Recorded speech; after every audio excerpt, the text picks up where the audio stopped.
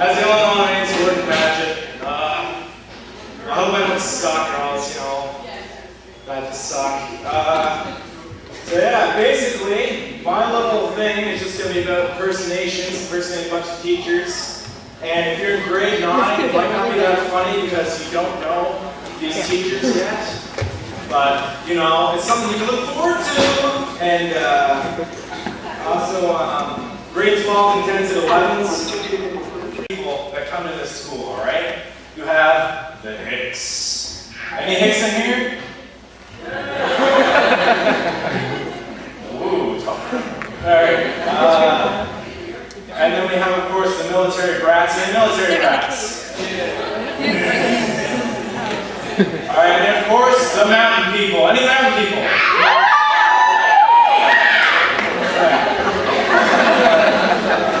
Well, I'm sorry, but you're across by the Hicks. All right, so anyway, you can always distinguish between the two, okay? Like, seriously.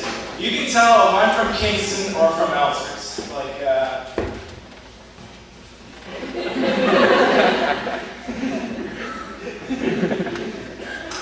anyway, so the first thing, of course, would have to be the transportation devices, all right? Now, Kingston kids are usually born in the school with SUVs, tanks, and and all this crap, freaking Porsche or something that's like 10 grand or some crap, right? And, well, sorry, Kingston. And of course, the Elster kids, they're usually pulling in their four-wheelers and their dirt bikes and whatever $75 car they get at a yard sale. So,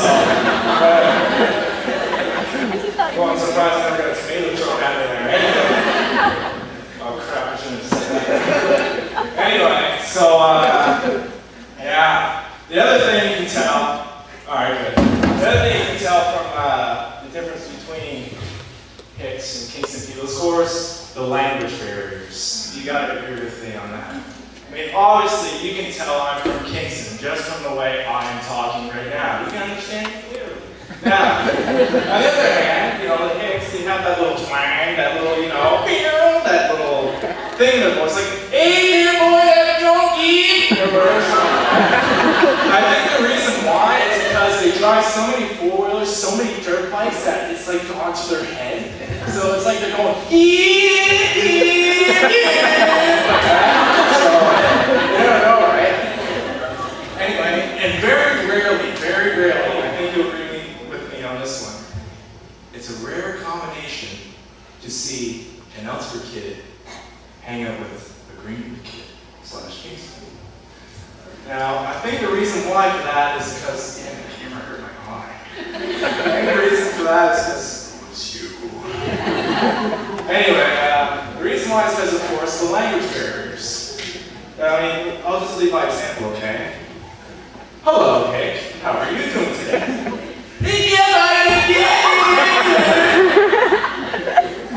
Okay.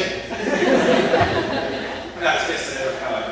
Now, the main portion of my little journey is, of course, impersonating the fellow teachers, our staff.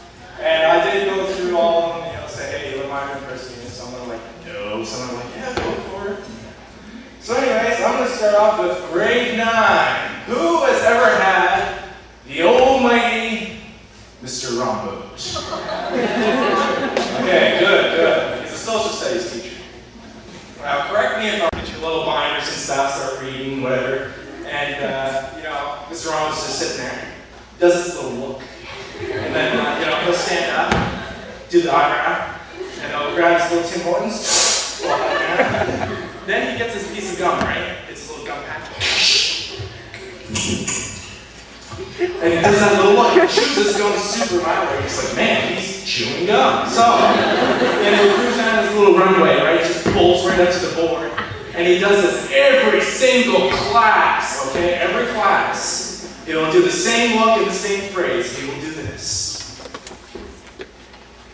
Good events, folks. Yes, we're focusing on religion. Okay, and then usually you start off with a kid that is not paying much attention or is his favorite or whatever. Like, yes, you, Gordon Patchett.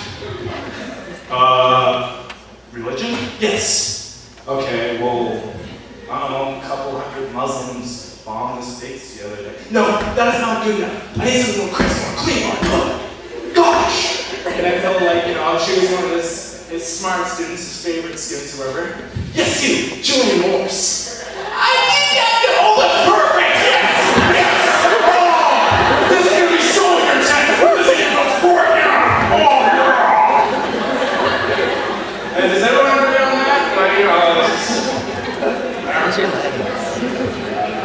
Move the stuff I can. My next impersonation, I think most of you should know this girl. She's a fine young teacher. Who has ever had or has heard of Miss Maxwell? Okay. So basically, Miss Maxwell, right? If you guys go into the gym or you have a class or you walk in, you usually see her in her little tights or something. She's got them. And then she has a little sandwich, whatever, eat your sandwich. After that, she usually does this. There, I've done Miss Maxwell. So, we're on to Mr. McDonald, okay? So, Mr. McDonald, has anyone had this guy? He's a Canadian history teacher / economics teacher. Just raise your hands or cheer, like seriously. Yeah! So, only like 2 people, okay? Well, you 2 people will enjoy this one. So, basically, Mr. McDonald, right? The reason why he's the best teacher in the world is because he's the most monotone man ever.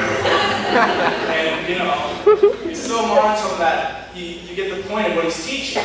And, I learned World War I from that guy just because he was talking about it all the time. And usually he's known for his deep breaths and his loud coffee sipping. And, usually he'll walk into the class wherever he goes, usually like this. All right, guys. Today you're going to be given an assignment.